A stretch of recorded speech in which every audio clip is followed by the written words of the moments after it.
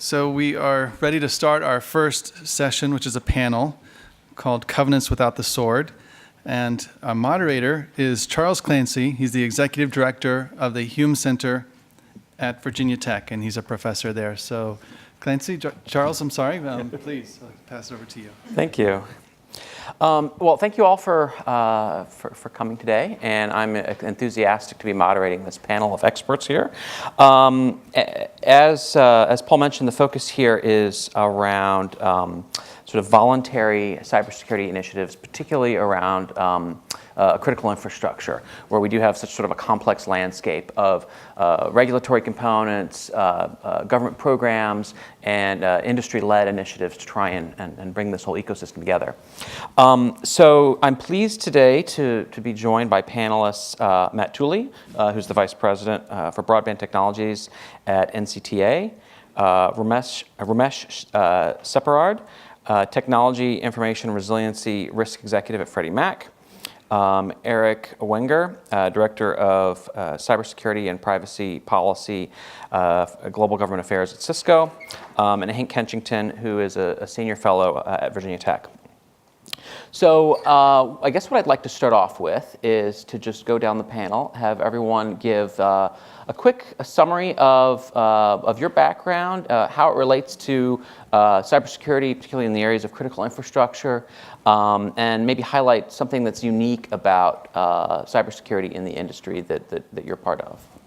Sure. So I'm Matt Tooley, as Charles said. I work at the NCTA, the Internet and Television Association. I'm a engineer by training. I've been in the field for 30 plus years now, which is hard to believe.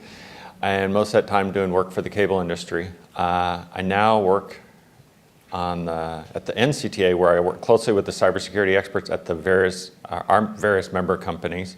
And as part of that, I'm also on the Communications Sector Coordinating Council on the Cybersecurity Committee, where I work closely with the public-private partnership that we have with DHS on the cybersecurity issues. And I don't know if there's anything unique. All right. Hi, I'm Eric Wenger, and I am a lawyer by training. I spent about 15 years in different government agencies as a lawyer, working on emerging technology issues at the State Attorney General's office in New York, the Federal Trade Commission, and then at the Computer Crime and Intellectual Property section at the Department of Justice, before moving into the private sector to work on cybersecurity public policy, first at Microsoft and now at Cisco. I worked actually with Undersecretary Krebs there at Microsoft, and the only thing I take credit for with him is I put him onto wearing colorful socks. So if you notice that he wears socks that are interesting, and that's the only thing I take credit for. In terms of how my role, which is to lead cybersecurity public policy for Cisco globally, relates to critical infrastructure, we're in the interesting position of not being we have the 16 sectors that are labeled as critical, but the IT sector is different in that it doesn't really have a regulatory structure that sits on it directly. However, given where we sit in the technology stack, a lot of our technology feeds into environments that are regulated. And so that's why I thought this was an interesting panel discussion, to sort of look at the intersections between what's regulated and what's not. All right, and good morning, everyone. I'm Ramesh Separad. I am the risk officer of technology, resiliency, and information for Freddie Mac. So I actually oversee the CIO, CTO, and the CISO shop in terms of the initiatives that they have in the company. And in terms of my background, I actually come to cybersecurity from a technology background. My undergrad is in computer science, but and I'm more fascinated in terms of research and innovation that happens within the cybersecurity space and where we're heading. But from where I sit in the industry, obviously, I come from a heavily regulated entity that does rely on the infrastructure that's provided to us. So, and there's usually a contention between us who are expecting certain services from the providers, and then our own hygiene in terms of our safekeeping and ensuring that the data that we handle continues to stay secure and private. So that's one of the topics I'm really intrigued and interested in. Yeah, thanks. Hank Kenchington, I'm a senior fellow with Virginia Tech. I've been with Tech now all the way since June. Prior to that, I was with the Department of Energy for about 20 years. From 2010 to 2018, when I left, I was Deputy Assistant Secretary for Cybersecurity and Emerging Threats in the energy sector, focused on the oil and gas sectors and electricity sectors. Our goal was to reduce the risk of energy disruptions due to cyber attacks. I had three main functions in my area. Mainly was working closely with the sectors through the Oil and Gas Coordinating Council and with Electric Sector Coordinating Council, and also headed up our research and development group focused on developing resilient systems, systems that can survive an attack and maintain critical functions. Kind of as Chris was saying earlier this morning, the concept that we need to be able to ride through some of these attacks. The attacks will happen, but how do we ride through them? And the third area is more near-term development of tools and technologies that can be used today. An example of that is we developed the cybersecurity maturity model, C2M2, that's been widely used now through the electric sector and through the oil and gas sector. A company can use it to assess its own maturity level in cybersecurity. And the program that I actually started in 2010 called CRISP, Cybersecurity Risk Information Sharing Program, where we leverage DOE technology, where we have sensors deployed across all the national laboratories, and we moved that into the private sector so that now there are sensors deployed on, I can't say the names of the utilities, but utilities that cover 75% of all electricity customers in the US now share data with the Department of Energy and the intelligence community in information sharing mode. So that's been very successful. The attacks that Chris talked about earlier today, the Russian attacks, Chris was instrumental in detecting some of those attacks on the supply chain and the energy sector. So I'm looking forward to a great discussion today. Thank you. So one of the things I wanted to start with today was a discussion of stakeholder coordination. Each of your respective industries, whether you're approaching it from the government side or the industry side, has a lot of different moving parts, if you will. You have varying levels of regulation associated with different industries. You have the sector-specific agencies that are responsible for different critical infrastructure sectors. And then you have all the different operators and suppliers into that environment. So I really wanted to kind of get to this concept of stakeholder coordination and how it's done today, what's working and what's not working. I know, Matt, for example, you mentioned, and Hank, you also mentioned this notion of these coordinating councils. Maybe an interesting place to start would be to talk a little bit about how those coordinating councils work and what they're doing effectively, or where there might be opportunities. Sure. So for the communication sector, we obviously have what we call the CSCC for the Communication Sector Coordinating Council. And it has member companies, 40 plus member companies from the communication sector. So we have representation that represents a good portion of it, vendors, service providers, trade associations that represent that. And then what it's set up to do, as the other SCCs are, is we work closely with DHS, who has their government coordinating council side, so that when there are issues and different things that need to be addressed, it's a forum to bring those, to get all the stakeholders together and work out, what do we need to do. For the most part, I think it works well. I mean, it's sometimes you're trying to get a lot of people moving in the same direction, so it takes a little bit of work. We have a few people on our council that work very hard on it, and I know I spend a lot of time as well.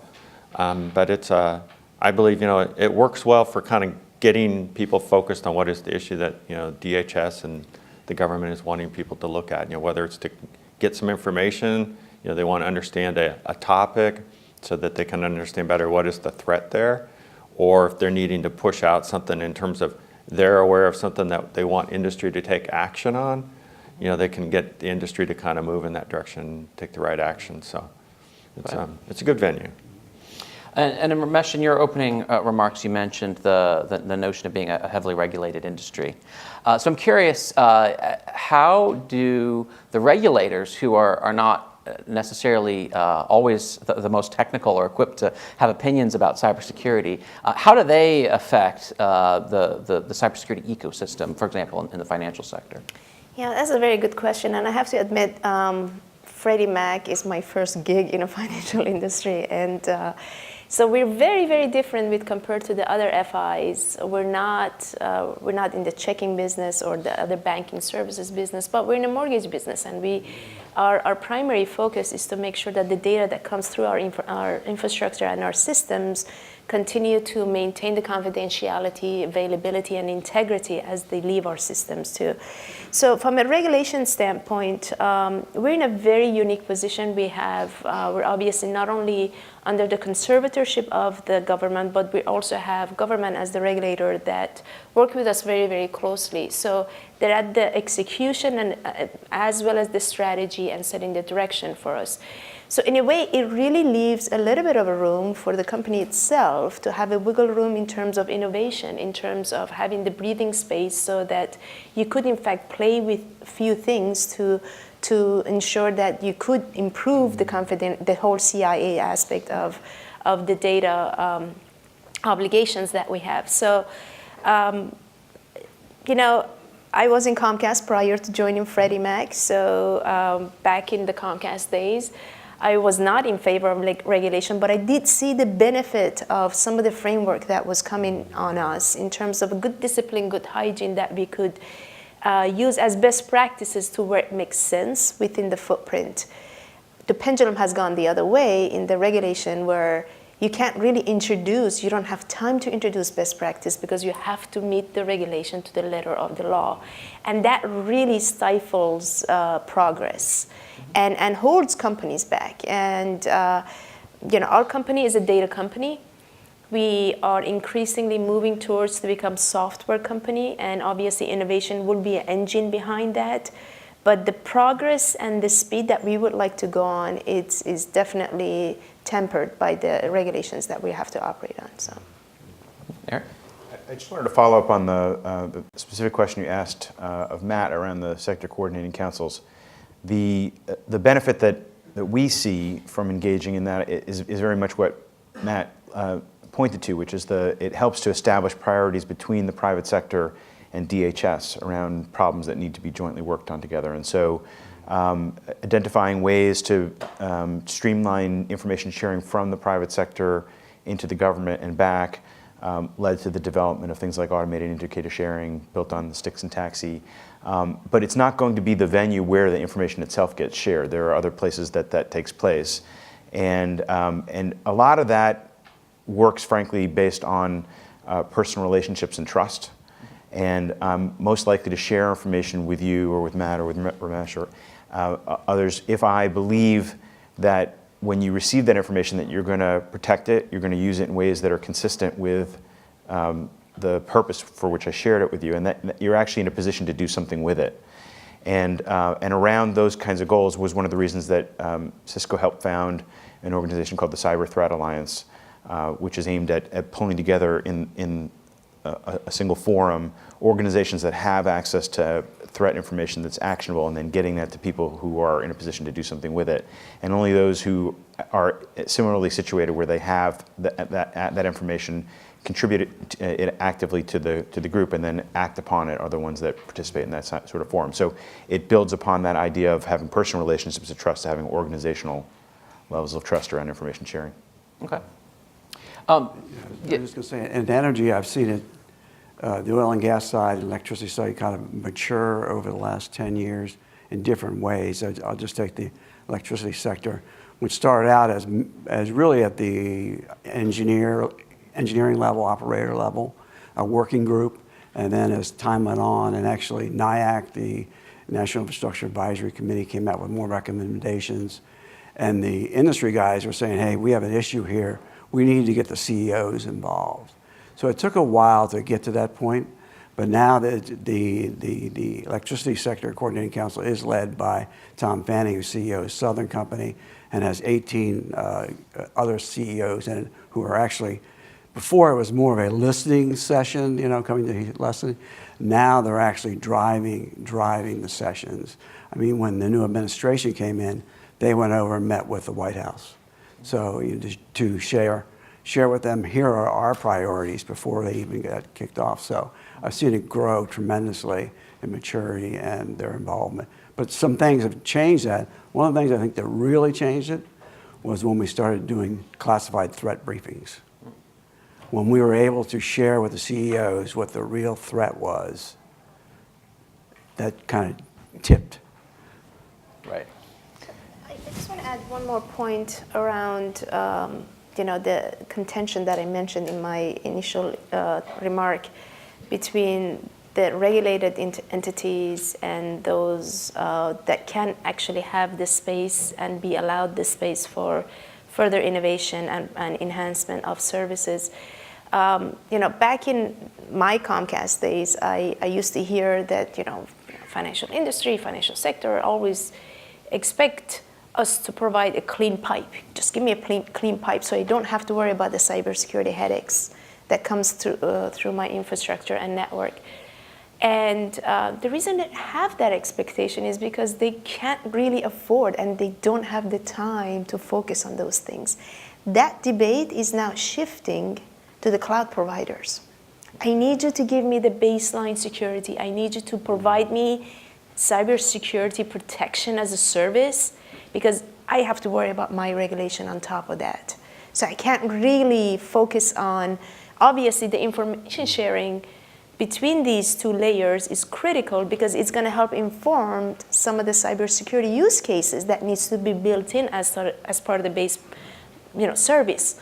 But at the same time, we have to make sure that there's a recognition of how much the regulated entities can do on their own and how much they actually expect to receive from service providers. This is actually a critical point in my view, which is that there are security benefits, and Eric Berger laid this out pretty cogently, to taking small organizations and allowing them to leverage the security benefits that may come from sophisticated organizations that are running global scale clouds. But it's not the case that by putting something into an environment like that you've automatically offloaded that risk. Yeah. And so what you have to understand when you move something to the cloud is there's what I call a compliance boundary.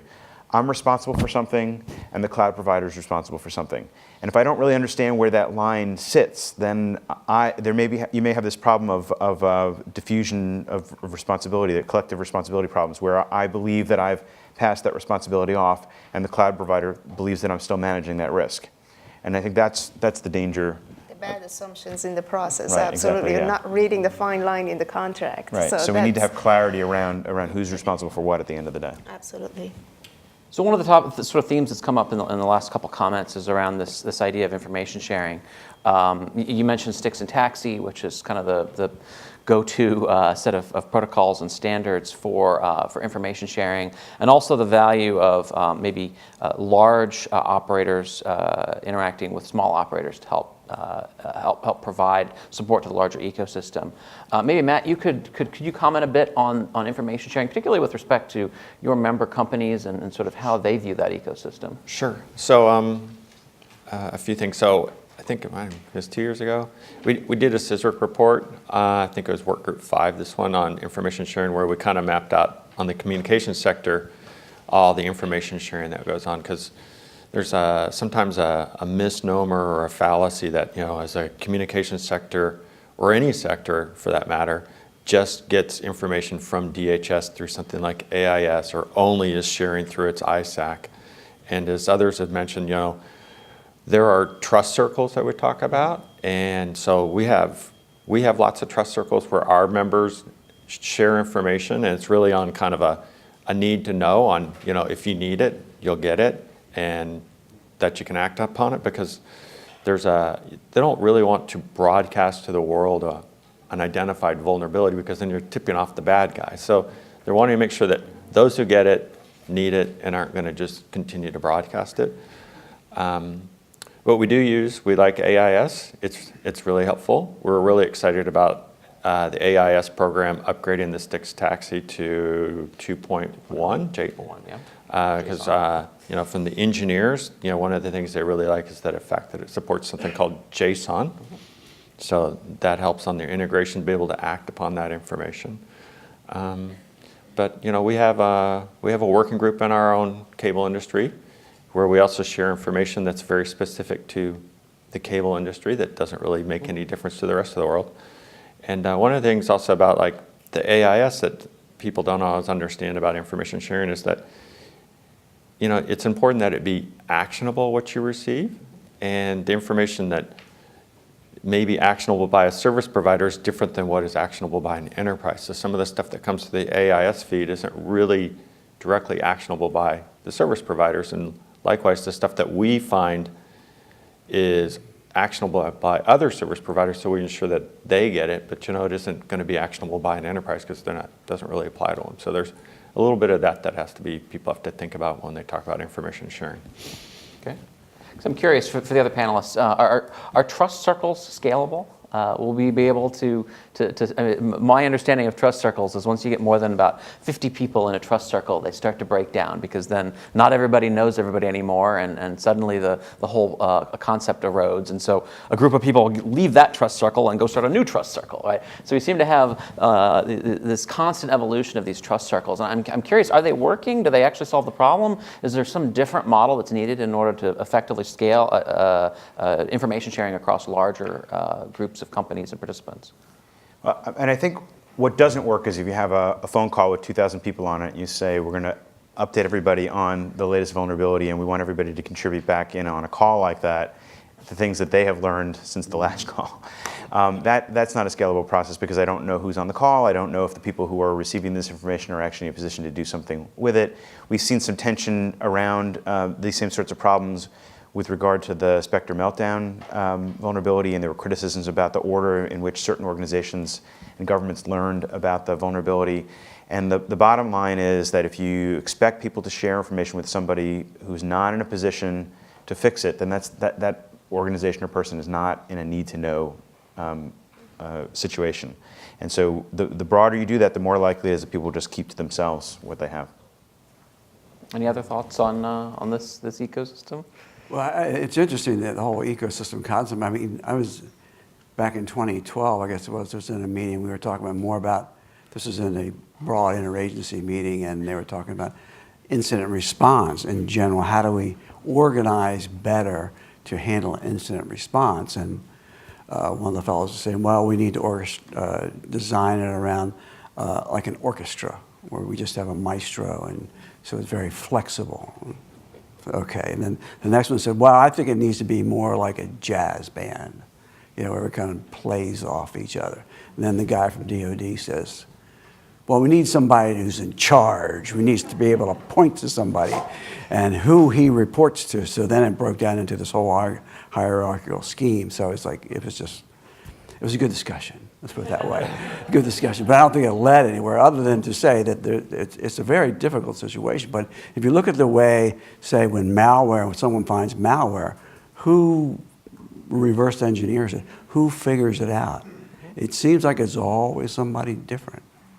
It's some cabal that pops up over here, somebody learns something over here, they share it there, they share it there, and all of a sudden it gets shared across the community. I don't think there's any one way to organize that. I actually think the And trust... it moves fast, though. Yeah, it does. And I actually think the trust circles work really well when they are event-driven. And it has a course, it has a life to it. Right. And then you move on to the next thing. They kind of fade away. And because, I mean, I tell you, when the Equifax breach happened, as consumers, we were all impacted, right? And it was one of the largest concentrated set of data that was private data, that was a risk for everyone.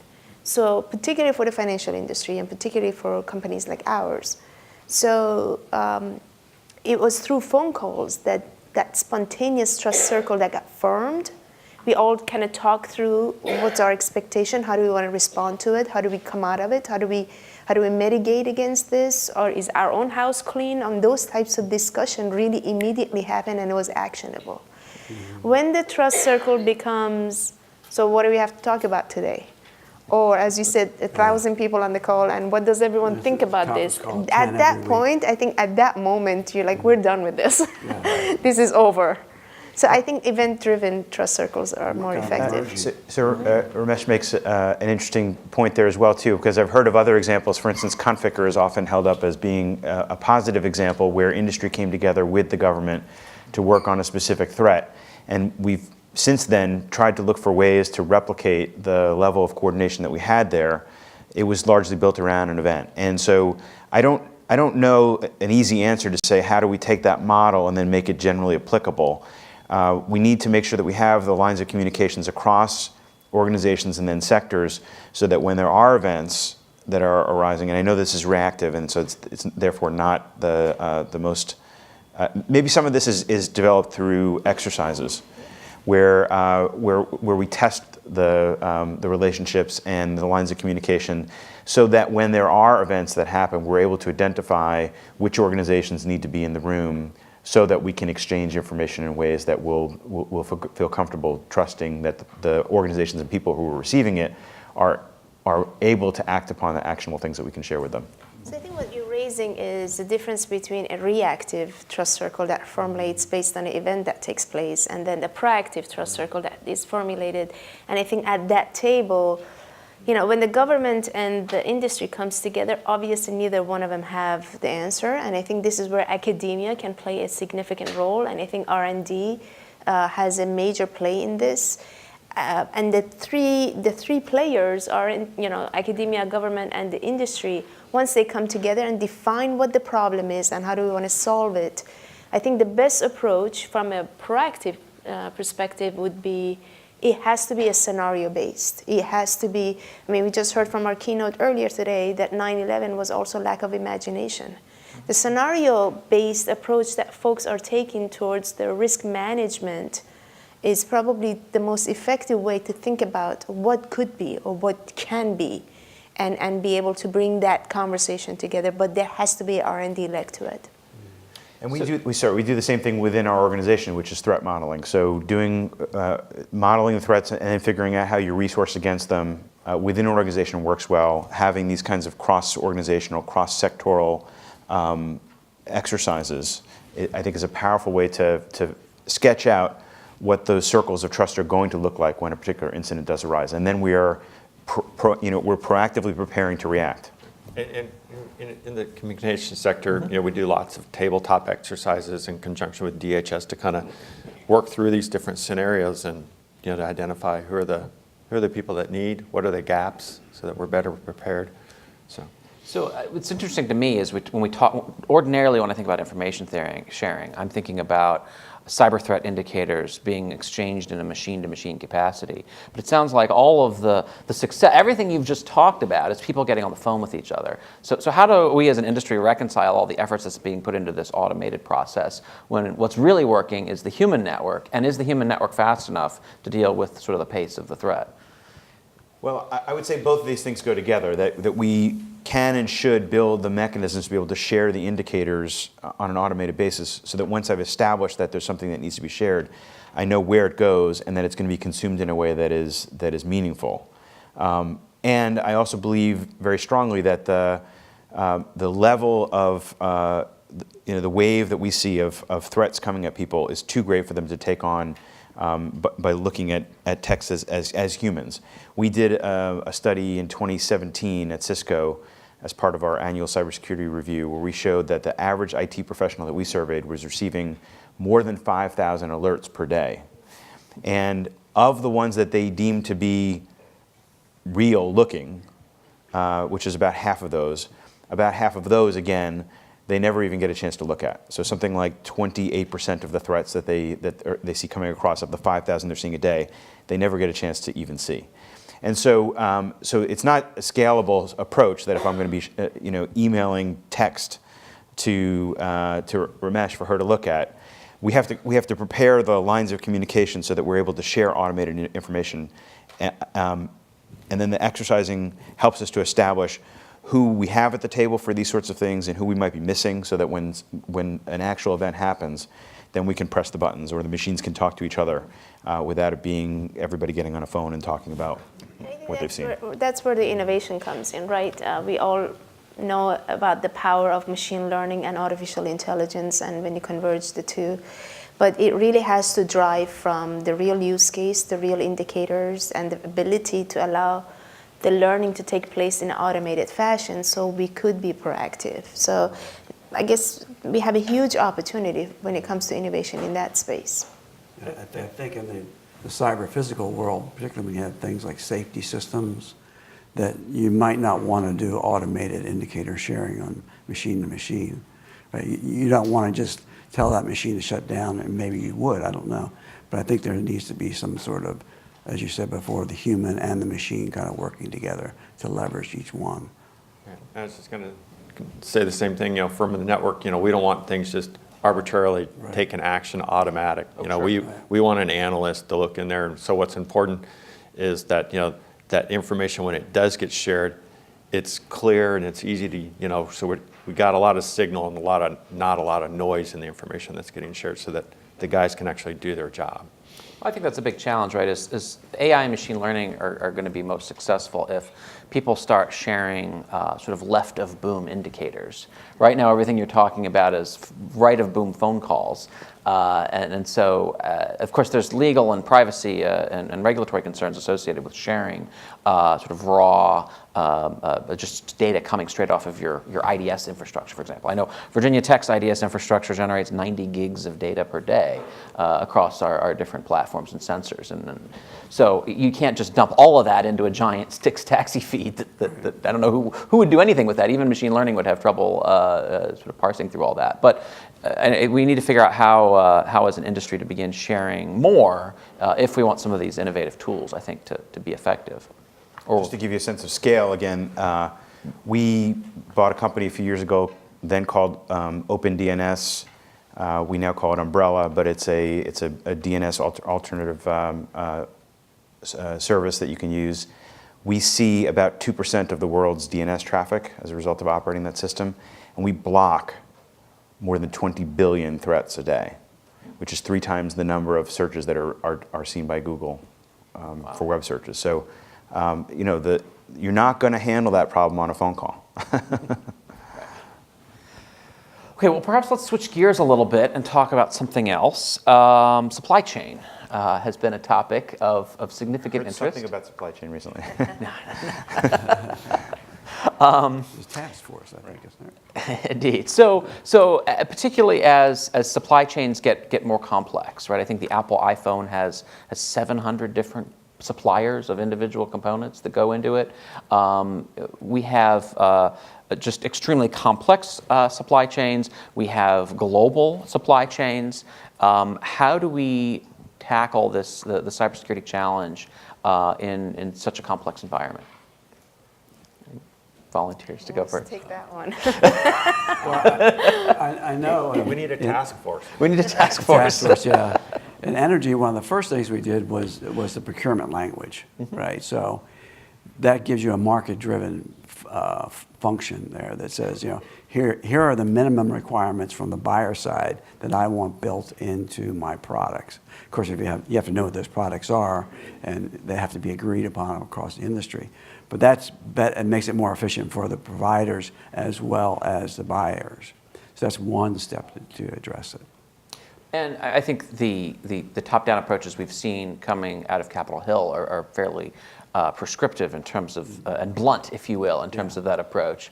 Are there more nuanced approaches that we should be looking at? I think one thing important when we think about the supply chain is it's going to be really hard if we just try to do the boil the ocean approach and look at all threats of all kinds to the supply chain. We need to, when we're looking at that, it's better to think about what are we trying to protect it against so that we understand specific threats and use cases as opposed to we just got to secure the whole thing cradle to grave. I mean, that's a boil the ocean kind of problem. But if we say we're concerned about nation states, malicious actors, fill in the blank, whatever you want, that will help put some focus on, okay, what do we need to actually be thinking about protecting it against? I actually think we need to have a framework to handle the supply chain threat. I mean, when you really think about it as a consumer, when you go to a grocery store, you have a choice to buy an organic product or a non-organic product. And I think as people who go through the procurement, you need to have some sort of a framework to say, okay, this is a vendor that's been through these vetting process. And this is a vendor who hasn't. So when you go through that scoring approach, you have a better sense of what you get yourself into, and you could manage your risk if I want to buy a product from China versus a product from X country, right? So I think that framework has to be defined. I think the challenge lies is how do you take that to the nth degree? How do you deal with not just the third party, but the fourth party and the nth party that's involved in the supply chain? And I think, quite frankly, there must be a global set of standards, because at the end of the day, cybersecurity is not, it doesn't recognize boundaries, it's global. So we have to come together. This is not something that would be resolved at the trust zones of within a country or within a alliance of certain entities. It has to be dealt with at a much higher level, and the public and the private sector has to speak up to say that's my expectation and define those requirements, because at the end of the day, when you have a flawed device that's being deployed into your healthcare system, it is people's lives that depends on it. When you have a flawed component that's been deployed, it could be influencing significant or inflicting a significant amount of risk when it comes to the transportation. So those are the things we have to kind of work out and define the framework and bring the international focus to it. And I think there's a lot of lessons learned in other areas besides cyber. One example that comes to mind is I know General Mills, for them, for a GMO, for gluten-free products, they have to be able to trace what goes into those Cheerios all the way back to the original supplier.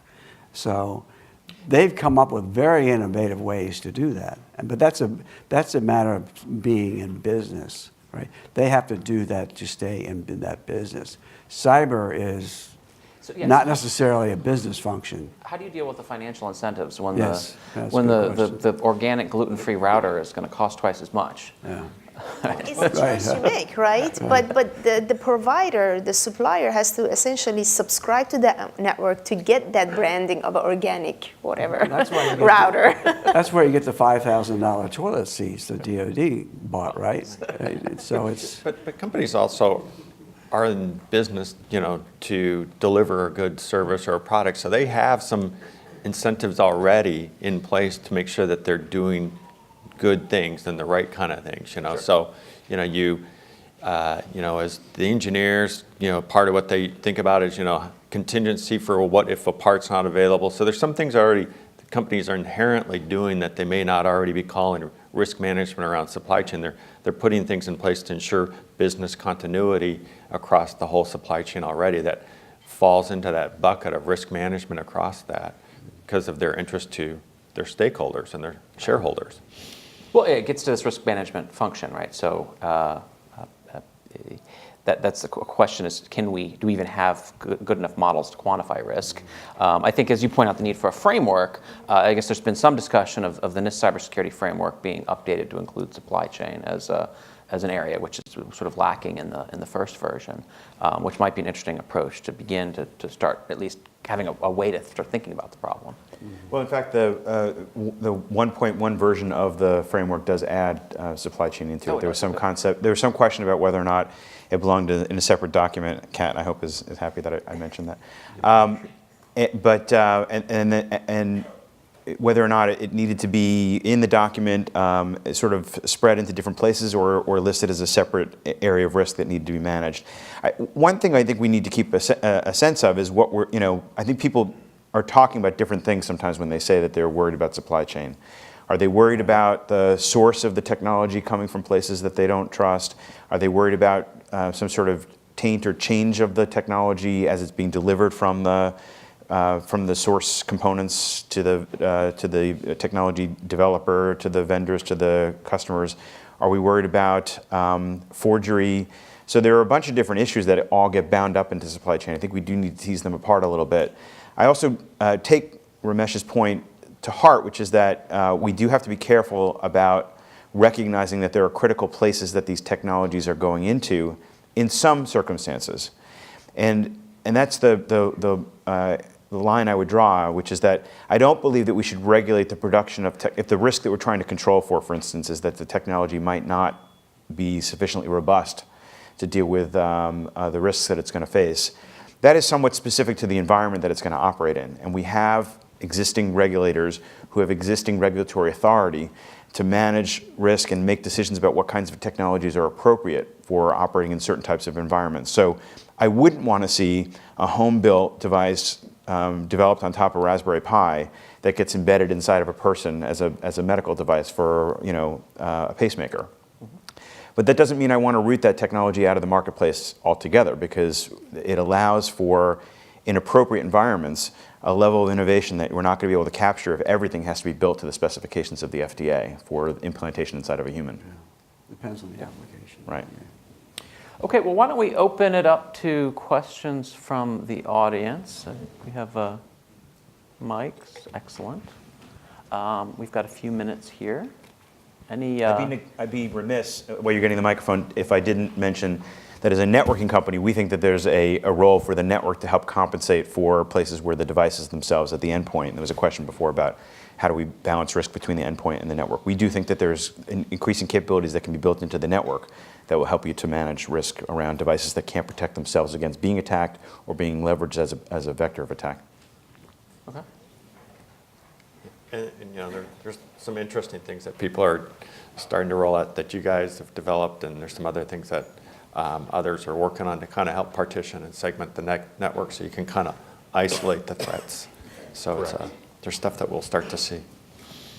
So my question is, how can the information shared between private and public entities be simplified in a way that's understandable to Congress, so that, like you said, so that innovation isn't impeded and that it doesn't implement more regulations? Because as we know, policy doesn't move as fast as technology. That's a very good question.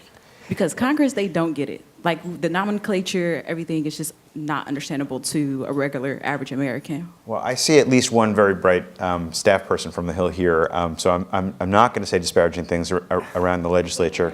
I do think that the people who are focused on these issues on the Hill recognize that they don't have the answers, and by necessity that standards move slower than the pace of the development of technology, and that law and regulation do as well. And so what we need are, you can have regulatory approaches that point to the development of standards that are risk-based and framework oriented. So for example, the executive order that called upon NIST to develop the framework, and then that was later codified, directed federal agencies with existing regulatory authority to develop regulations on a going forward basis in a way that's consistent with the NIST framework, and then to identify back to Congress if there were regulatory authorities that were missing. And so plugging into the framework-based approach with mandatory regulatory authorities. The development of the framework is voluntary, and that it was open and participatory. It's built on voluntary standards.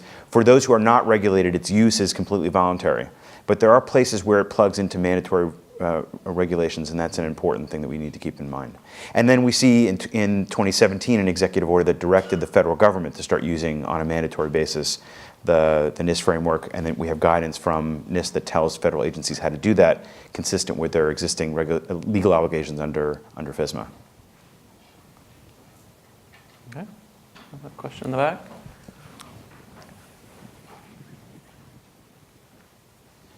So I was interested that you kept coming back to a pacemaker as a model, given the St. Jude's cardiac experience, where a vulnerability was communicated to the company, and then it was posted publicly, and the company ignored the private communication, then denied the vulnerability existed, and then didn't fix it for 6 months, even though it meant remote access to the pacemaker could issue shocks and change people's heartbeats.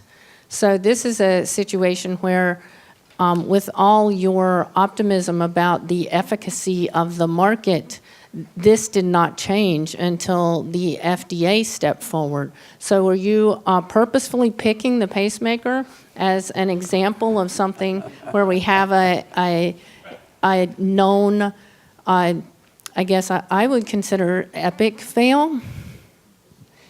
So I wouldn't claim to be that clever, actually, but I think it's an illustration of a place where we would all agree that there's a level of criticality around the devices, I'm not certainly claiming that the development of security around implantable medical devices should be unregulated.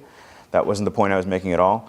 My point is that the development of technology generally should not be regulated, but there are regulators that are tasked already with authorities around making sure that devices that go into particularly sensitive environments, water filtration systems, electricity grids, transportation systems, implantable medical devices, that they are making sure that the level of security around those devices is appropriate. And I'm not going to comment on the particular successes or failures around a particular device or instance. I just think that model generally works. I do want to add to this. I think it goes both ways. I think we are now living in a very connected society. We depend on the technology to run our lives and run our hearts. So as someone who may want to go and get a pacemaker, I want to be educated on how does this device hold up to the security standards that's best practices in the market. So I do want to educate myself as I go through that exercise. So while I don't want to put the onus and the responsibility on every citizen and every individual that goes through the experience, but I think we are heading towards that direction. I'm going to part ways with you a little bit there, though. If I were in the position where I was going to go get a pacemaker, I would not want to be doing sort of label comparisons between the level of security between them. I would want to know that the regulatory system associated with approving those devices. Rely on the regulatory systems, but I think the Absolutely. more educated you are as you talk to your physician, it doesn't matter if you're getting heart surgery or something else. You want to be educated on what's happening to your body. So that's the point I'm raising. Right. But you're absolutely right. It's I don't want to. No, I'm sure we agree about that. Yeah. That there are things that you'd want to be able to have some say in and making educated decisions about things that are going on inside of critical systems, including inside your body. And then there's certain things that we would agree should be baselines that are built into the regulatory systems that guard access to those spaces. Agreed. We have a question back here. Thank you very much for an interesting conversation. Thinking about IoT and getting to the point of industrial control systems part of IoT. My question is there a model that the electric utility industry and the Department of Energy has created with the university consortiums developing, if you will, technologies to fit into the solution set of the electrical power system controls that could be adopted for these, if you will, commercial and industrial-like systems of the internet and cybersecurity associated with that? That sounds like a Hank question. Mike, I'm trying to get at the question. I'm not quite sure. Can you adopt? For example, I mean, Can you adopt TCP/IP for the, if you will, industrial and commercial sector? Well, yeah. At DOE, we created a consortium at University of Illinois, Trustworthy Cyber Infrastructure, that brought together. The issue was the cyber physical systems, the IoT control systems, that you have. Electrical engineers learning electrical engineering, you have computer guys doing computer stuff, but in the electrical, going more and more integrated with telecom and computers, they weren't working well. So the electrical engineers didn't understand the IT side, the IT side didn't understand the electrical side. So we actually brought the two curriculums together to help address those cyber physical issues. I mean, that was a model, I think, that worked very successfully at trying to learn those differences. So could that model be adapted to the commercial industrial sector? I don't know why not. I mean, yeah. But I think, though, one of the issues you get into the IoT and the home devices, and I guess it's kind of a risk-based, what security should be required for that sensor that's in your home, right? Low-cost sensor. But the problem that we get to is the problem that you brought up. We're becoming a much more interconnected world, right? If this has a low design for low risk, but I'm connected to a nuclear power plant, can I get to that plant through that home sensor? Right, so these systemic issues are difficult to look at. Yeah, I think it's already integrated in I'm trying to understand the question because when it comes to IoT, companies are talking about security at the chipset. as it gets deployed to the smallest device to the largest device. And as we live in connected homes, we want to be able to see how they communicate to each other. And that data is being collected, it is being monitored, and it's been, cybersecurity best practices have been applied to it. In fact, I think the research has taken it further to really try to weed out the false positives and define, should the toaster really be talking to the front door? Those types of things are already being worked within the industry. And I think the cybersecurity framework that NIST developed also raised the awareness of the need to think about not cybersecurity as one person or one group's responsibility, but that it's a cross-functional thing that you need to look at from beginning to end of a design of a product, so that all the engineers are thinking about security when they're building and designing this, and the people that deploy it are also thinking about that as something, so that you don't just have vulnerabilities just exposed because nobody's paying attention. Incentives, though, with the private sector, that if I'm first to market and I can get it there first, I can win the game, maybe I don't worry about security. Well, I think You have to balance that all We've out. passed that point a little bit. I You think, think so? yeah, 2-3 years ago I would have agreed with you, but I think we've passed that because companies are not thinking of cybersecurity and user experience all at the same time. We're no longer separating the two because the users are expecting the devices to be secure. They are expecting it to have the protection and the privacy. Now, are they doing a good job at it? That's a different question. But I think from a thinking process and the design process, it's definitely part of the process. we do definitely have to get to the point where minimum viable product includes baseline capabilities for security, that venture capitalists and those who are funding the development of technologies are asking questions about security so that security is built in and not bolted on. Right. So yeah, I guess I would highlight that energy and maybe other sectors like transportation have some unique characteristics in that they're have been driven by sort of people outside the computer science world, right? They're driven by aerospace engineering and mechanical engineering and physics and electrical engineering. And so efforts like the initiative at University of Illinois, I think, really help bring those communities together. Right. I know at Virginia Tech we have a similar effort right now in the transportation space, trying to bring those people together around connected autonomous vehicles.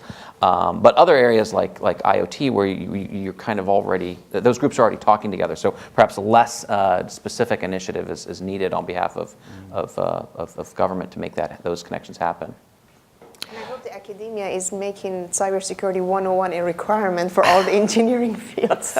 Indeed, yeah, that's something that is also important. I mean, if you think about the profession of being a mechanical engineer, many times they're writing as much software as a computer scientist, except that software is controlling physical processes and systems, and they need to understand the security of the code they're writing. If they're not taking the cyber curriculum, right? They're not even taking decent software engineering classes, for that matter.